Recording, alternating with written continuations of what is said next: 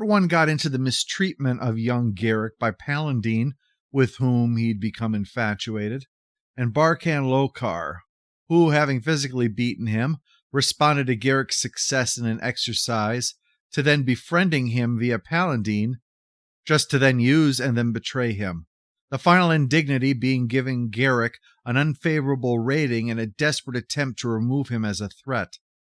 That Garrick left and never came back was treated as a mission accomplished for Locar, who was unaware that the prefect was profoundly disappointed to lose Garrick and only did so at Tain's insistence. The purpose of Bajoran was to prepare the next generation of leadership and help forge alliances. In the case of Garrick and Locar, it instead forged rivalry. Rivalry over Palandine, but let's not get ahead of ourselves. The relationship between Cardassians and time is something that Garrick has to get across to Bashir. It might be simplest if we think of those pre-Terok Nor days as the past and the rebuilding on Cardassia Prime as the future, with the Dominion War as the present. If so, then the present is grave, as this is just after Jadzia's death and the wormhole being sealed, and Garrick is rather bothered by the decoding work that he is doing. Simple enough stuff, but he'd rather be sewing. His progress is slow. He sometimes feels the walls are closing in on him. When Bashir has him to lunch, it's in private, though Bashir had hoped that Odo would be there for moral support. He's here to emphasize the importance of those codes to Garrick, an intellectually understandable point for Garrick. It doesn't change the reality of his situation, though.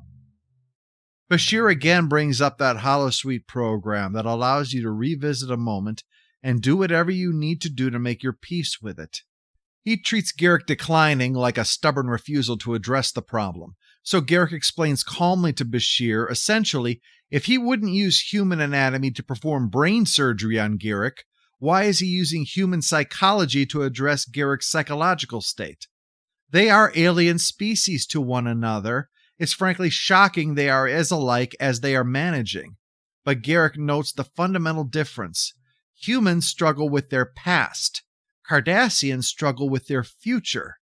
It is not to say that the traumatic things he's endured, the mistakes and injustices, are nothing, but they are processed. They are incorporated into the present self. Regrets are real, so are grievances. But this act, it can't undo them.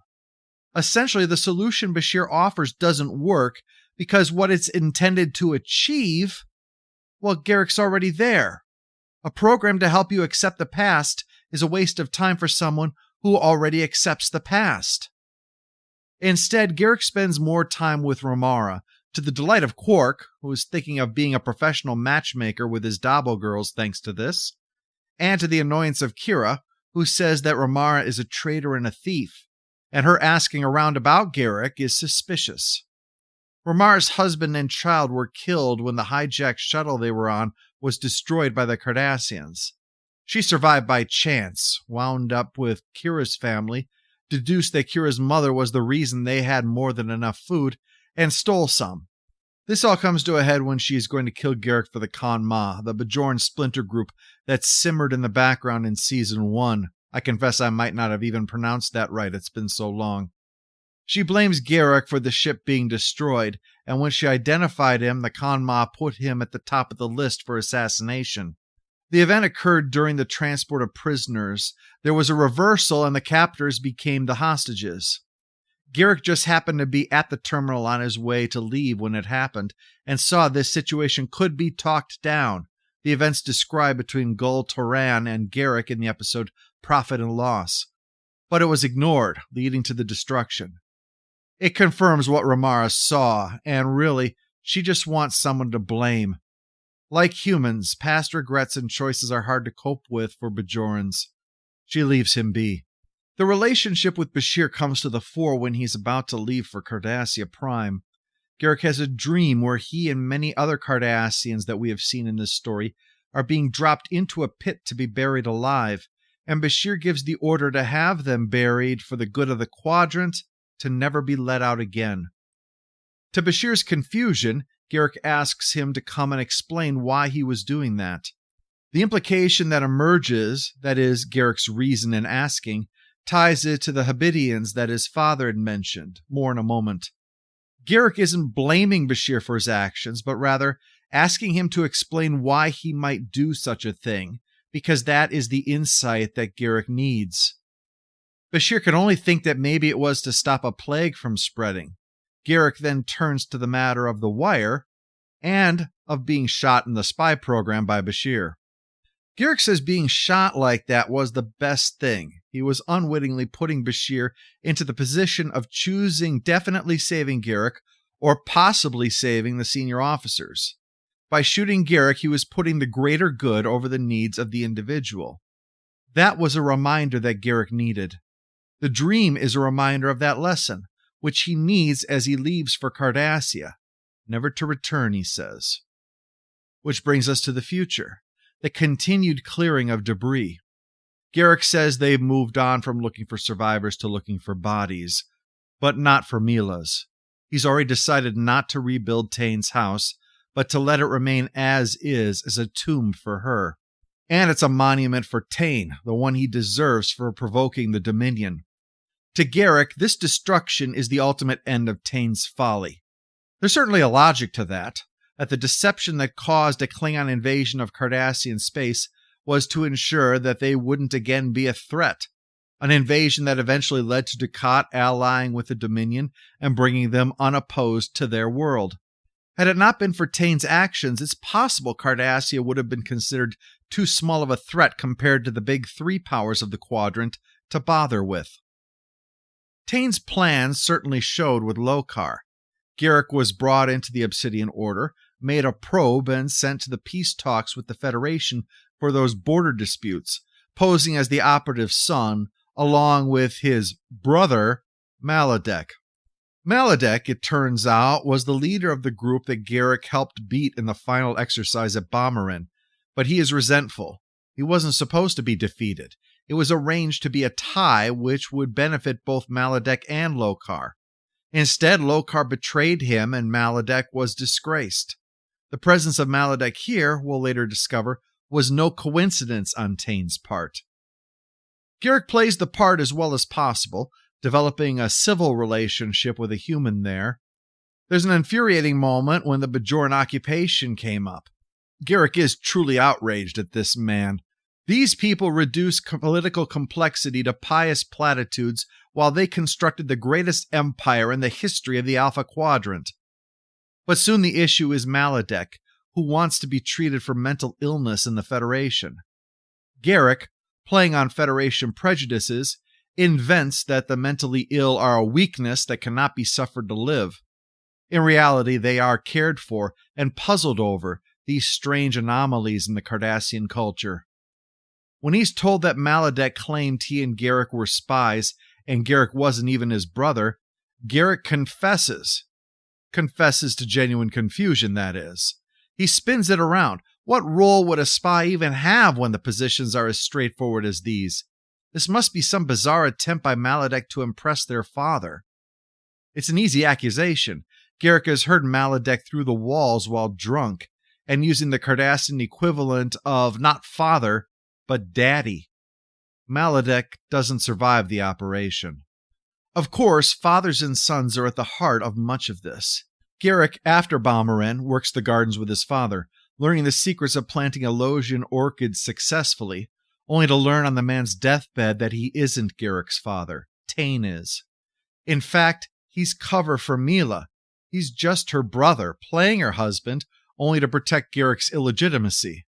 But he does share a box with items related to the Habidians, encouraging Garrick to participate. They were the other peoples here, presented in popular Cardassian culture like Neanderthals, a primitive and stunted people, whereas, also like the Neanderthals, they really had a rich, vibrant culture that in some aspects was more advanced than the ones who arrived later. It was politically convenient to downplay that, to present them as primitive throwbacks. Garrick attends a secret underground meeting where they wear masks and give recitations, though he is contemptuous when it's done. It's only years later that the presence of Palandine brings him back to see it in a new light. Yes, Palandine. Garrick came across her by happenstance and began observing her. He had made a habit of changing living places and a habit of following people surreptitiously. One can't help but recall his remark that lying is a skill that one has to continually practice. Eventually, she spots him, and they begin to spend time together, as Locar is off overseeing the occupation of Bajor, where it's too dangerous for Palandine and their daughter to live.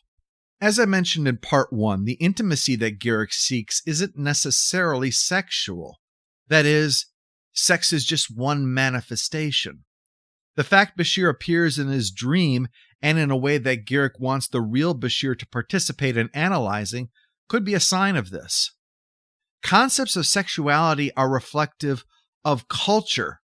One can study queerness throughout history while understanding that what we call gay and straight would be anachronisms, and even bisexual wouldn't really describe the situation. Michelangelo, for example, the discussions of whether or not he was gay are, some argue, missing the point that his relationship with men's bodies and with men sexually doesn't have to be tied together.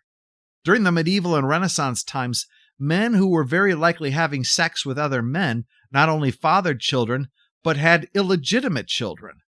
So it's not, was Michelangelo gay or not, but to what degree was his interest in the masculine form professional, personal, sexual?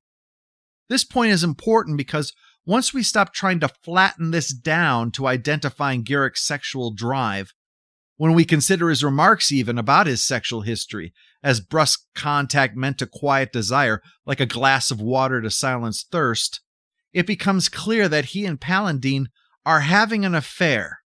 No, they're not having physical intercourse. Yet the allure, temptation, intoxication, pleasure, and most of all, intimacy are all present here. They subsume the two until the gains of actual sex become moot. And this affair is as destructive for the two of them as if they were actually having sex.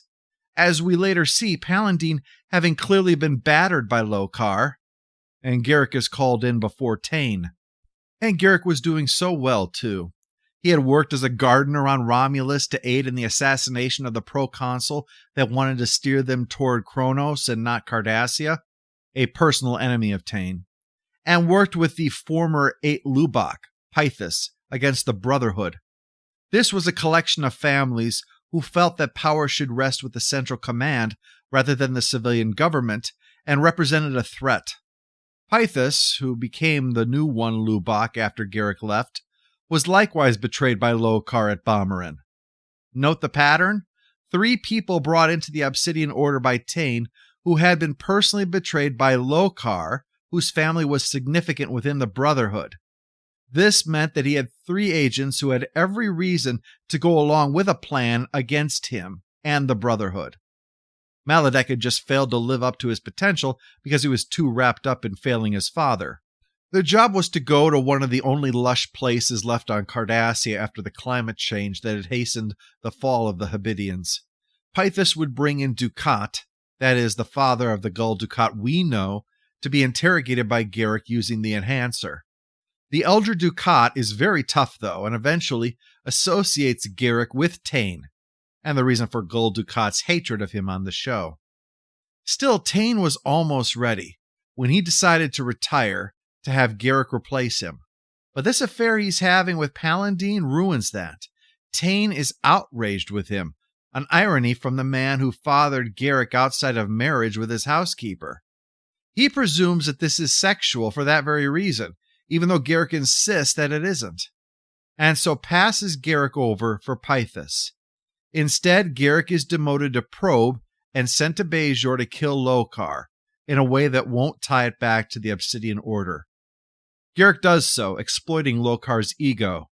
Garrick gets captured and beaten, but Locar presumes that he can handle Garrick alone and wants the pleasure of taking his revenge directly. Instead, Garrick seizes an attempt to attack him, reversing it so he is able to choke Locar to death, with a Bajoran double agent around to help him make it look like it was done by the Resistance. Perhaps the Khan Ma, even. In our final part, we'll see how the past led to the present and what remains of the future that the Cardassian psyche finds so troubling.